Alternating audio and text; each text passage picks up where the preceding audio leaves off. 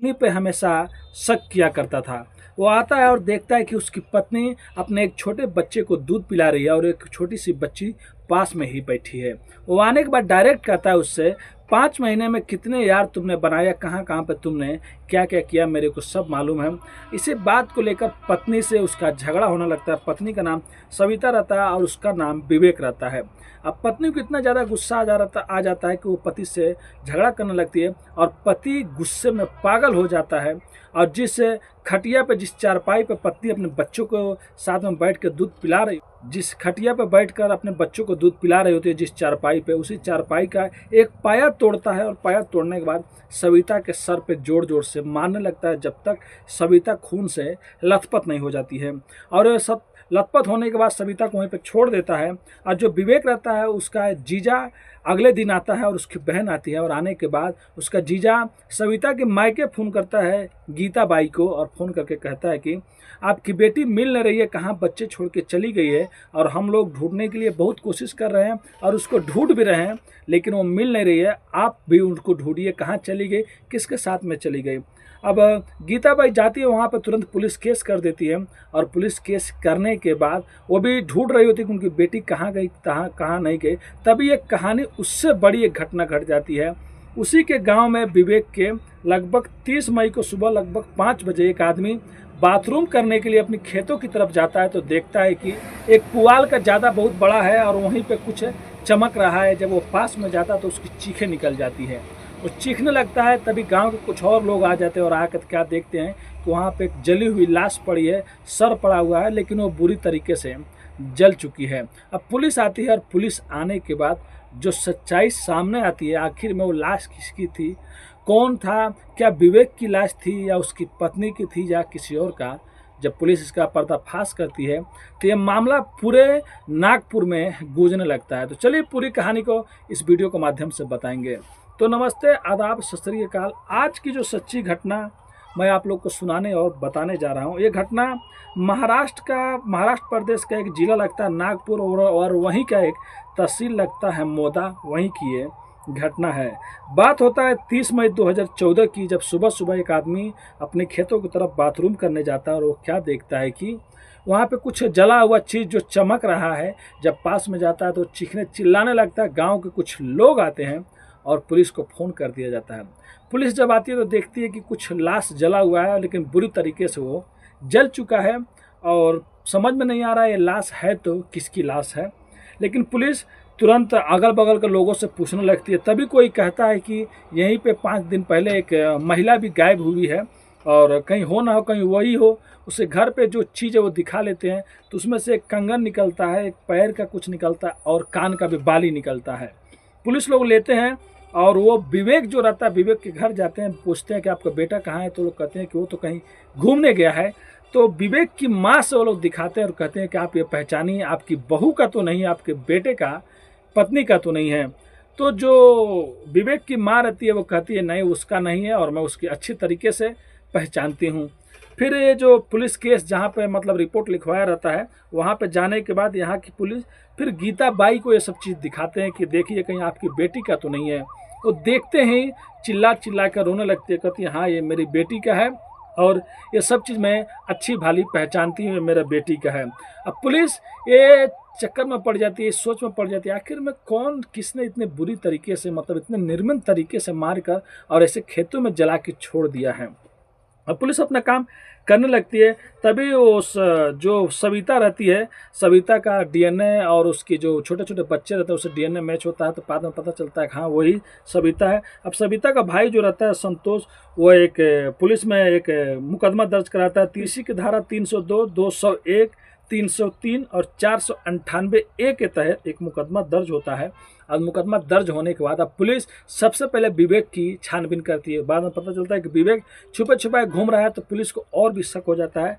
Police विवेक को उठाती है और विवेक को उठाने के बाद पुलिस उससे अच्छे से पूछताछ करती है। जब अपने तरीके से, तो विवेक टूट जाता है। विवेक कहता है कि मेरी पत्नी जनवरी में अपने मायके गई थी और लगभग 4-5 महीने बाद वो रह के यहाँ पे आई थी, और मैं जब एक दिन रात को घर में गया 23 मई को, तो मैं उससे झगड़ा करने लगा और मैं इतना ज़्यादा, मेरे को गुस्सा आ गया कि जिस चारपाई पे वो बैठी थी उसी चारपाई से मैंने उसको मार मार के उसका मतलब हत्या कर दी। अब वो खुद अपने मुंह से मतलब वो जुर्म कबूल कर लेता है। अब पुलिस इसको उठाती है और वो इसको विवेक को गिरफ्तार कर लेती है और 1 साल 21 दिन तक इस विवेक का कोर्ट में केस चलता है। उसके बाद जो वहाँ का मतलब डिस्ट्रिक्ट कोर्ट होता है वो इस विवेक को माइंड को देखते हुए कि कितना बड़ा मतलब शातिर है, पहले तो मर्डर करता है, फिर उसके बाद कितने मतलब साजिश रच के इस लाश को ठिकाने लगाता है कि पकड़ा नहीं जाएगा, ये सब चीज़ देखते हुए वहाँ का जो निचली अदालत रहता है उसको आजीवन कारावास का सज़ा दे देता है। अब विवेक रोने लगता है, लेकिन करे तो क्या करे। अब विवेक नागपुर की जेल में चला जाता है। ऐसे करते करते विवेक को और कुछ साल जेल में रहने लगता है। एक दिन उसका जीजा जो विवेक का रहता है वो विवेक से मिलने जाता है और जाने के बाद विवेक रोने लगता है और अपने जीजा से कहता है कि जीजा मुझे बाहर निकालो, मैं जीना चाहता हूँ, मैंने जो गलती कर दिया मैं उसके लिए पछता रहा हूँ। उसका जीजा कहता है ठीक है मैं कुछ करता हूँ। उसका जीजा बाहर निकलता है और बाहर निकलने के बाद एकदम क्या बोलते हैं कि हाई कोर्ट में अपील करता है और अच्छे से अच्छे वकील को हायर करता है, पैसे भी खूब ज़्यादा देता है। और आप लोग को मालूम है कि जो पहले कुछ साल पहले जो मतलब सबूत, जो कुछ साल पहले जो मतलब गवाह रहते सब कोई बदल जाता है, पुलिस वुलिस सब कोई चेंज हो गया रहता है। ये लोग केस जीत जाते हैं और हाई कोर्ट इसको मुकदमा जो मतलब इस पर केस रहता है उसको खारिज करके इसको बाइज्जत बरी कर देता है। अब ये बाइज्जत बरी को 17 अप्रैल 2017 को ये मतलब निकल जाता है। लगभग 3 साल जेल में रहने के बाद निकल जाता है और उसके बाद अपना ज़िंदगी लाइफ टाइम वैसे घूमने लगता है। सोच सकते हैं जो अपनी पत्नी का मर्डर किया था वो 2014 में जेल में बंद होता है, 2017 में 17 अप्रैल को छूट जाता है। छूटने के बाद आराम से अपनी ज़िंदगी जीता है और 10 जून को 2018 10 जून को नागपुर में एक थोड़ा सा दूर पे एक गाँव रहता है जहाँ पे इसकी बहन और इसका जीजा रहते हैं। वहाँ पे विवेक जाता है और जाने के बाद घर की दरवाज़ा खटखटाता है, लेकिन घर के अंदर से कोई नहीं आता। बाहर में बारिश आ रही होती है। तभी पड़ोसी से कहता है कि थोड़ा आपके पास नंबर है तो फ़ोन कर दीजिए और मैं आया हूँ और ये लोग दरवाज़ा नहीं खोल रहे हैं। वो फ़ोन करते हैं, कहते हैं तो अंदर से विवेक की बहन और उसका जीजा आते हैं और कहते हैं कि बच्चे लोग टीवी देख रहे थे इसके लिए शायद तुम्हारा आवाज़ सुनाई नहीं देता होगा। विवेक अंदर जाता है, खाना बनता है, विवेक अच्छे से खाता है, लेकिन विवेक जो मोटरसाइकिल ले गया रहता है वो बाहर से अंदर घुस जाता है, घर के अंदर रख देता है। और अंदर रखने के बाद जब ये लोग सब कोई खा के सो जाते हैं, उसका जीजा और उसकी बहन और उसके जीजा की माँ और उसकी 2 बेटी और इसकी खुद विवेक का भी 2 बच्चे वहीं पे रहने वाले रहते हैं, मतलब वहीं पे रहते थे। उन्हीं लोग का पालन पोषण वही लोग करते थे। विवेक को लगभग जब 11-12 बजता है तो विवेक जाता है और अपने बाइक से वो राड निकाल के लेके आता है और अपने जीजा के ऊपर इतना ज़ोर ज़ोर से मारता है कि उसका जीजा वहीं पे डेड कर जाता है। और जैसे ही उसकी बहन देखती है, उसकी बहन के ऊपर जब छींटे जाते हैं खून के, वो चीखने की कोशिश करती है, तब तक अपनी बहन को भी मार देता है। और वहीं पे कुछ दूर पे उनकी बेटी जो 14 साल की रहती है वो आके कहती है कि मामा तुम ये सब क्या कर रहे हो, क्यों मार रहे हो। उसको बेचारे को ये भी नहीं लगता है कि उसके मतलब वो मार के सबको मतलब एकदम जान से मार दे रहा है। वो बोलती है तुम क्यों मार रहे हो। और जैसे उसकी भांजी थोड़ा घूम के पीछे जाती है तो अपने भांजी को भी मार मार के उसका भी हत्या कर देता है। अब उसके बाद उसकी जीजा की माँ जब आवाज़ थोड़ा वो सुनती है, वो बेचारी लगभग 70 साल की रहती है, वो आती है तो अपने जीजा की माँ को भी ये राड से मार मार के इसकी भी हत्या कर देता है। अब बचते हैं 3, क्योंकि उसका जीजा का 2 बच्चे रहते थे, एक बच्चे को तो ये मार दिया रहता है और इसके 2 बच्चे उसी घर में रहते हैं, एक लड़का और एक लड़की। जब उस कमरे में जाता है और देखता है तो मतलब उन लोगों को कुछ भी खबर नहीं हो, छोटे छोटे बच्चे हैं, कि बाहर में क्या हो रहा है क्या नहीं हो रहा है। वो लोग आराम से बिंदास सो रहे होते हैं, एक दूसरे के ऊपर हाथ फेंक के। अभी इतना ज़्यादा ये गुस्सा रहता है, दरिंदा बन गया रहता है कि इसके बच्चे भी सोए रहते हैं और उसकी बहन का भी वहीं पे एक बच्ची सोई रहती है। ये मारने जाता है अपनी बहन की बच्ची को, लेकिन गलती से इसके बेटे को खुद लग जाता है और बेटे को जब लग जाता है तो उसका बेटा भी वहीं पे मर जाता है, जो लगभग 5-6 साल का हुआ रहता है। अब ये पागल हो जाता है और रोने चीखने लगता है। तब तक उसके और भी बच्ची जो रहती है इसका एक, वो जाग जाती है, चिल्लाने लगती है। तब तक ये वहाँ से भागने लगता है और भागने के चक्कर में अपना बाइक भी छोड़ देता है, क्योंकि बाइक फिर घर के बाहर निकालना पड़ता। तब तक घर के भी दूर बाहर में कुछ लोग आ जाते हैं और ये छेड़दवाली दवाल फान के वहाँ से निकल जाता है। अब वहाँ से निकलने के बाद वहाँ का आदमी लोग देखते हैं कि पूरे घर में खून भरा हुआ है। तुरंत वो लोग पुलिस को फ़ोन करते हैं, पुलिस मौके पे पहुँचती है और पूरे गांव, पूरे जिला में ये घटना वायरल होने लगता है तेज़ी से। कैसे एक दरिंदा अपने ही बहन का, अपने जीजा का और उसकी माँ का, मतलब कुल 5 कत्ल यहाँ पे कर देता है। और पुराने भी बात होने लगती है कि यही आदमी है जो अपनी पत्नी को मार के जेल में गया था। अब पुलिस लगभग 8 टीमों का गठन करती है, पुलिस का 8 टीम बनाया जाता है और हर जगह पुलिस को लगाया जाता है कि कैसे भी विवेक को ढूंढो, आखिर उसने ऐसा क्यों किया जो उसको सहारा दिया। अब विवेक को पुलिस ढूंढ रही है और विवेक इधर उधर फरार घूम रहा है। तभी एक दिन पुलिस को एक मैसेज आता है और पुलिस को मैसेज में ये पता चलता है कि जो विवेक है वो लुधियाना में छुपा हुआ है। अब पुलिस तुरंत वहाँ से लुधियाना निकलती है और लुधियाना निकलने के बाद एक मोबाइल के शॉप पे जाती है और मोबाइल के शॉप पे जाने के बाद वहाँ पे जो मोबाइल का ओनर रहता है उसको गिरफ्तार करती है और कहती है कि तुम्हारे पास ये मोबाइल कहाँ से आया। अब वो डर जाता है, डरने के बाद कहता है कि साहब मैंने कुछ नहीं किया है, ये मोबाइल तो मैंने एक दूसरे आदमी से लिया है 700 में, जो यहीं पर कुछ दूरी पर रहता है। तो पुलिस को समझ में आ जाता है कि वो हो ना हो कहीं विवेक हो। पुलिस तुरंत उस घर को चारों तरफ से घेर लेती है और पुलिस वहाँ से विवेक को गिरफ्तार करती है। पुलिस को गिरफ्तार करने के बाद वहाँ से लुधियाना से मतलब फ्लाइट से इसको लेके नागपुर आती है और नागपुर लाने के बाद इसको अच्छे से पूछताछ करती है कि ये बताओ तुमको जिसने बचाया, तुम्हारे बच्चे को जिसने मतलब सहारा दिया, तुम उन्हीं लोग को क्यों मार दिया और लास्ट में तुम अपने बच्चे को भी मार दिया।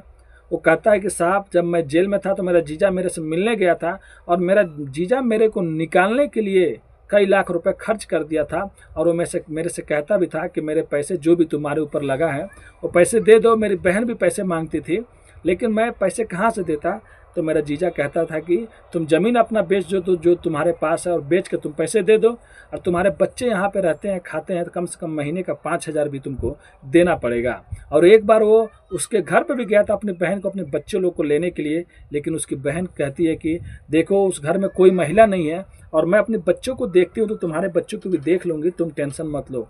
अब मरने वाला ही जानता होगा कि मतलब सच्चाई क्या थी, वो जिंदा रहता तो बताता, लेकिन वो तो अभी नहीं है। तो ये सब चीज़ विवेक अपने मुँह बताता है, जुबान से बताता है कि मैंने इसीलिए उन लोगों की हत्या कर दी, ना वो लोग रहेंगे ना वो लोग पैसे मांगेंगे। तो सोच सकते हो वो इंसान कैसा था। अगर वो जेल से नहीं छूटा होता तो शायद दोबारा 5 मर्डर नहीं करता जिस पे वो पहला मर्डर किया था। अब उसके बाद जो पुलिस रहती है उसको 19 जून को अब उसके बाद वहाँ की जो पुलिस रहती है 18 सितंबर 2018 को पुलिस ने एक चार्जशीट दाखिल करती है और दाखिल करने के बाद उसके ऊपर केस चलता है और केस लगभग 4-5 साल चलता है और 4-5 साल बाद जाके 18 दिसंबर 2023 को विवेक को अब उम्र कैद की सज़ा नहीं, सजाए मौत की सज़ा सुनाया जाता है। अब विवेक रोने लगता है और अपील करने लगता है कि मुझे ज़िंदा रहना है, मेरे से गलती हो गया है। ये मामला हाई कोर्ट में जाता है। जब निचली अदालत का फैसला सजाए मौत किया जाती है फिर हाई कोर्ट में जाता है। निचली अदालत का जो मतलब सजाए मौत की सज़ा रहता है, लेकिन हाई कोर्ट भी निचली अदालत की जो फैसले रहता है उसको बरकरार रखता है और कहता है कि जो तुम्हें जीने की मतलब कोई भी ये नहीं है, तुम बाहर निकलेगा तो फिर से गलत काम करेगा, तुमने जो काम किया है वो बहुत बड़ा अपराध है। फिर हाई कोर्ट भी उसको सजाए मौत की सज़ा दे देती है, लेकिन बाद में वो सुप्रीम कोर्ट का दरवाज़ा खटखटाता है लेकिन अभी उसका केस सुप्रीम कोर्ट में चल रहा है और ये निश्चित नहीं हुआ है, तय नहीं हुआ है उसको कब फांसी दी जाएगी। लेकिन उसको निचली अदालत और हाई कोर्ट ने सजाए मौत की सज़ा दे दी है और वो अभी पुणे की जेल में बंद है। और जेल से भी खबर आती है कि वो जहाँ पे बंद है वहाँ पे भी मतलब उसका कुछ व्यवहार अच्छा नहीं, वहाँ पे भी वो लोग मतलब कैदियों से झगड़ा करता है। तो सोच सकते हैं कि आदमी कितना मतलब उसका दिमाग कितना जहीन होगा, कितना मतलब राक्षस टाइप का होगा, जो अपनी पत्नी को मारने के बाद जेल गया, जेल के आने के बाद उसको सुधर जाना चाहिए, उसके बाद अपने जीजा और अपने जीजा की पूरी फैमिली को मार देता है, यहाँ तक कि अपने बच्चे को भी मार देता है। तो ये कहानी सुनाने का उद्देश्य किसी का भी दिल दुखाना नहीं है, बस आप लोग को जागरूक करना है, सचेत करना है, क्योंकि कानून से कोई नहीं बच सकता। अगर उसका जीजा वहीं पे उसको छोड़ दिया होता, निकाला नहीं होता, तो शायद वो सुधर जाता, कुछ साल ज़िंदगी और जेल में काटता 10-20 साल, तो उसको पता चलता। लेकिन जो उसके साथ में अच्छा किया, उसके साथ में उसके पूरे ख़ानदान को इसने मार दिया। तो आप लोग भी कहीं भी रहे तो सेफ रहे, स्वस्थ रहे और बहुत जल्द किसी पे विश्वास नहीं करें। और ऐसे कोई भी आदमी अगर आपको आसपास में भटकता है जिस पे आप लोग को शक है, जो मतलब कुछ और टाइप का लगता है, क्रिमिनल टाइप का लगता है, तो तुरंत 112 मिलाइए और पुलिस को बताइए उस आदमी के बारे में। हो ना हो कहीं से वो कुछ गलत काम करके आया हो या कुछ भी आपके पास में कोई भी ऐसा आदमी रहता है जिस पे आपको शक है। तो मिलते हैं नेक्स्ट वीडियो में फिर से कुछ अच्छी कहानियों के साथ। और देख सकते हैं आपका भाई के पास आज कॉपी नहीं था, तो जिस लाक बुक पे आपका भाई मतलब लिखता है काम हो, आज उस पर ही आप लोग के लिए वीडियो कहानी लिख दिया और कहानी लिखने के बाद वीडियो बना दिया। तो आपका भाई बहुत मेहनत करता है, तो आप लोग से रिक्वेस्ट करता है कि आप लोग अपने भाई को सपोर्ट करें, वीडियो को शेयर करें। धन्यवाद।